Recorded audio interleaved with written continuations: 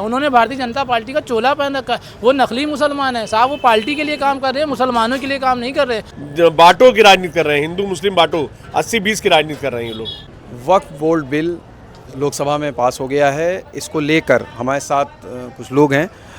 क्या नाम है आपका? मीसम जैदी। मिशन जी, लोकसभा में वक्फ बोर्ड बिल पास हो गया है, किस तरीके से देख रहे हैं? ये मुसलमानों पे बहुत बड़ा हमला है और उनकी वक्फ प्रॉपर्टी बर्बाद करने की बड़ी साजिश थी जो आज चल रही है, जिसमें बीजेपी ने ही बर्बादी लाई है। ये हिंदुस्तान में जब से आज़ाद हुआ है सबसे बड़ा हमला है कोई है तो वक्फ संशोधन बिल के नाम पे है। 70% ज़मीनें हमारी पहले सरकार कब्जा करी थी, जो 30% है उसको भी बर्बाद करेगी अभी ये। आप देखिए वक्फ की इतनी परवाह है तो वक्फ में जो मुलाजिम है उनकी तनख्वाह तक नहीं दी सरकार देती है, मगर प्यार है मुसलमान से। मुसलमानों के फेवर में कोई बीजेपी काम नहीं करेगी, मुसलमान क्या बल्कि हिंदुस्तानियों फेवर में। ये सिर्फ बांटो की राजनीति कर रहे हैं, हिंदू मुस्लिम बांटो, 80-20 की राजनीति कर रहे हैं ये लोग। ये जो बिल में बदलाव लाया जा रहा है, इसको क्या लगता है कितना फ़ायदा करेगा और क्या आपको लगता है क्या नुकसान भी होगा इससे? सिर्फ और सिर्फ नुकसान हो, फ़ायदा क्या होगा बताइए आप? भाई डीएम साहब हो जाएंगे, अब हमें अपनी कोई बात डीएम साहब से करना पड़ेगी। पहले हम चेयरमैन साहब से यहाँ वगैरह अपना देख लेते थे, अब डीएम साहब आ जाएंगे। डीएम साहब कोई हमारी, अब ये जो ट्रस्ट साहब बनी जहाँ खड़े हैं ये इसके चेयरमैन डीएम साहब हैं। आप यहाँ गेटों की हालत देखिए क्या है, जाके देखिए जर्जर हालत में। क्यों नहीं डीएम साहब इन चीज़ों को सही कराते हैं? नहीं, चेयरमैन है और अगर डीएम है, डीएम तो जिले का मुखिया होता है, तो उसमें तकलीफ क्या है आपको? तकलीफ ये है कि उनको अगर मुखिया थे तो उनको ये गेटों की परवाह नहीं थी। यही होगा वक्फ संशोधन बिल जब बन जाएगा, इनको पूरा पावर मिलेगा तो ये उसी तरह और हालत कर देंगे ट्रस्ट की कि बर्बाद कर देंगे वक्फ बोर्ड को लोग। क्या नाम है आपका? तहजीब आलम। तहजीब, जिस तरीके से ये बिल पेश हुआ है, लेकिन सरकार का कहना है कि जेपीसी में गया था बिल और लंबे समय के बाद इस बिल को दोबारा पेश किया गया है, उसके बाद पास हुआ है। तो क्या लगता है जेपीसी के बाद किस तरीके की फिर आप लोग को संशय है? देखिए, जेपीसी ने कोई पब्लिक ओपिनियन नहीं लिया। अगर लेना होता, जैसे उन्होंने कहा कि अभी ईद गुजरी है 2 दिन पहले, तो ये कहीं पास जाते हैं लोगों के बीच में, किसी ईदगाह में जेपीसी की कमेटी जाती है, वहाँ लोगों से मिलती और लोगों के बीच जा कर के बात करती, तो मुझे समझ में आता कि उन्होंने लोगों से, पब्लिक से बात करी है। वो किस रास्ते से आए, लखनऊ में कौन से होटल में गए, किन लोगों से मिले। देखिए, सरकार, मौलाना होना, पब्लिक होना, दाढ़ी रखना, टोपी पहनना, ये बड़ी बात नहीं है, क्योंकि जो मौलाना है वो भी सरकारी हैं, सरकारी मौलाना हैं, वो सरकार के इशारे पे काम करते हैं। उन्होंने अपने लोगों को बुलाया, अपनी मीटिंग करी। सरकारी मौलाना होते हैं भाई। देखिए, लालच हर दिल में होती है, सब लोग सही बात नहीं करते हैं। जो लोग आप जिस चीज़ की बात कर रहे हैं, कुछ लोग ऐसे भी अभी होंगे जो मुसलमान ही होंगे, ज़मीनों को बेच खाए होंगे। अब उनको भी डर है तो वो भी सरकार के साथ ही तो रहेंगे, क्योंकि सरकार भी उसी को लेकर के आ रही है।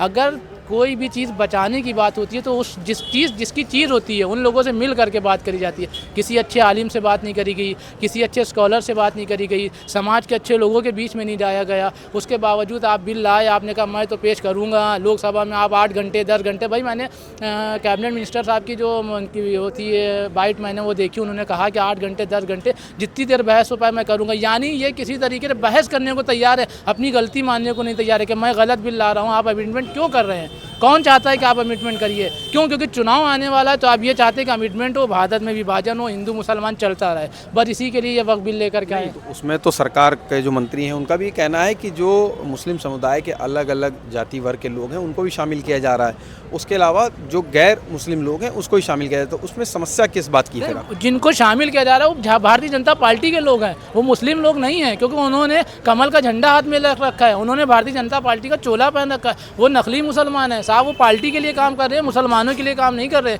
उन्होंने कुछ दान नहीं किया होगा, उन्होंने दान लिया होगा और उल्टा कभी पार्टी से लिया होगा, कभी लोगों से लिया होगा। तो ऐसे लोगों की बात करना मेरे हिसाब से तो बिल्कुल बेकार है। इसको तो समाज के बीच में जाना ही नहीं चाहिए इन बातों को। जेपीसी की जो मीटिंग हुई थी यहाँ, आप जो जेपीसी की बात कर रहे थे, आप बताइए जेपीसी की मीटिंग कब हो गई, कहाँ हो, किसी को पता नहीं। लखनऊ में जो बड़े मौलाना है, जैसे जो और all India Muslim personal board के मेंबर भी हैं, कारी रशीद फरंगी महली साहब, कल्बे जवाद साहब, यासुफ अब्बास साहब, इन जो भी बड़े मौलाना हैं, कोई को भी जेसीपी की मीटिंग में राय ली? आम पब्लिक छोड़िए, आम पब्लिक की तो राय नहीं ली। आम पब्लिक की क्या इन मौलानाओं की राय ली? और किसने आपसे कहा था मेरे बिल में संशोधन करिए है? कौन मुसलमान चला गया था कि नहीं हमारे बड़ा घपला हो रहा है साहब, आप हमें बचा लिए? सिर्फ ये इनकी मंशा सिर्फ वक्फ को ख़त्म करने की है, इसीलिए ये बिल ला रहे हैं, और कोई वजह नहीं है। क्या नाम है? शहजाद अब्बास। शायद क्या लगता है जब ये बिल पूरी तरीके से आ जाएगा और राज्यसभा में पास होने के बाद जब बिल के तौर पर ये बन जाएगा, तो अगर सरकार कहीं कुछ खामियां हैं वक्फ बोर्ड में या संपत्तियों को लेकर जो चर्चाएं चलती रहती हैं, अगर उसकी जांच कराती है तो क्या लगता है किसी प्रकार की आप लोगों को कोई समस्या होगी क्या? मैंने आपको बताता हूँ कि 50% जो वक्फ की ज़मीनें हैं वो अभिलेखों में दर्ज नहीं है। अगर कोई शिकायत जाएगी और जांच होएगी तो ज़िला अधिकारी ये भी कह के वापस कर सकते हैं कि ये आपकी ज़मीन नहीं है, आपके अभिलेखों में दर्ज नहीं है वक्फ बोर्ड में, तो वो जवाब जो होगा वही नुकसानदेह होगा। हमारी जो प्रॉपर्टी है 50% चली जाएगी, हमारे पास कुछ बचेगा नहीं। दूसरी आपको एक चीज़ और बताना चाहूँगा कि देश जब आज़ाद नहीं हुआ था, जब जंग हो रही थी, उस वक्त नवाबीन अवध हो या देश की जनता हो, इसने जंग की थी। अंग्रेज़ों ने उस वक्त एक कानून बनाया था, नज़ुल कानून। उस नज़ुल कानून में जो लोगों ने अंग्रेज़ों का विरोध किया था उनकी प्रॉपर्टी को उसमें दर्ज कर लिया था। बाद में जब देश आज़ाद हुआ, कांग्रेस की सरकार बनी, तो वो नज़ुल चलता रहा, वो आज तक चल रहा है। बात ये है कि कांग्रेस पार्टी ने 70 साल तक हुकूमत की, उसको भी चाहिए था कि जो अंग्रेज़ों का कानून था नज़ुल में जो दर्ज है उसको भंग करना चाहिए था और उसके बाद उनको प्रॉपर्टी को। आज जो भारतीय जनता पार्टी के या उनके सहयोगी दल जो बातें कह रहे हैं कि बड़ा इमामबाड़ा नज़ुल में है या छोटा इमामबाड़ा नज़ुल में है, तो नज़ुल में तो बहुत सी चीज़ें हैं। नज़ुल में तो आप देख लिए, कोई यहाँ मुसलमानों की बात नहीं है, बहुत से घर हिंदुओं के होंगे, बहुत सी चीज़ें होंगी जो नज़ुल में दर्ज होंगी। तो नज़ुल को ख़त्म करना चाहिए। सरकार वही अंग्रेज़ों के कानून को लागू कर रही है। एक बात बताइए, सरकार ने ये भी कहा है कि जो वक्त में संशोधन है वो गरीबों की मदद, महिलाओं की मदद करने के लिए, क्योंकि कई परिवार ऐसे भी हैं जो कोर्ट गए भी हैं वक्त संपत्ति को लेकर, जिनको परेशान किया गया। तो आप अगर किसी की मदद करने के लिए कोई कानून में बदलाव हो रहा है, संशोधन हो रहा है, तो उसका विरोध क्यों है? देखिए, कोई विरोध इसका नहीं होता है। विवाद किसी जगह हो जाता है। एक परिवार में एक छोटा घर होता है, भाई भाई में विवाद हो जाता है, जाता है कोर्ट चला जाता है, वहाँ हल होता है मामला। कोई ज़रूरी नहीं आप क्या मेरा हल कर दीजिएगा। आप बताइए कि आपकी 10 साल की केंद्र में सरकार थी, आपने मुसलमानों के उत्थान के लिए क्या किया है? उनके एजुकेशन पे, उनके हेल्थ के ऊपर आपने क्या किया? उनकी रोज़गार के ऊपर आपने क्या किया?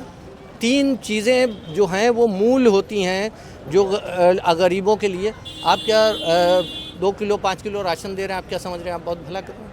एक तरफ तो अभी आपने ईद में गिफ्ट दे दिया, बड़े ही तैशी बन गए मुसलमानों के। उसके बाद आप एकदम से ये कानून ले आए और ज़िद पे आ गए कि हम इसको ला के रहेंगे। तो हम समझते हैं कि जो भारतीय जनता पार्टी के सहयोगी दल हैं, चाहे वो चंद्रबाबू नायडू हों, चाहे नीतीश कुमार हों या चिराग पासवान हो, या हम समझते हैं अजीत पवार हों, जो भी उनका सहयोग कर रहा है, मुसलमानों को चाहिए कि उनकी तरफ से मुंह मोड़ ले।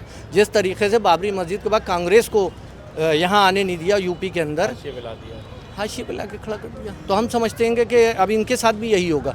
जो ये टोपियाँ पहन के रोज़ा इफ्तार में आ जाते हैं, हम समझते हैं कि अब इनका बाइकआउट होना चाहिए।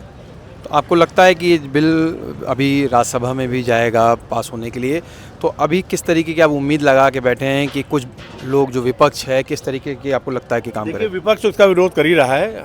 हम लोग को अभी भी थोड़ा सहारा लग रहा है नीतीश कुमार से और चंद्रबाबू नायडू से कि शायद इनका ज़मीर जाग जाए।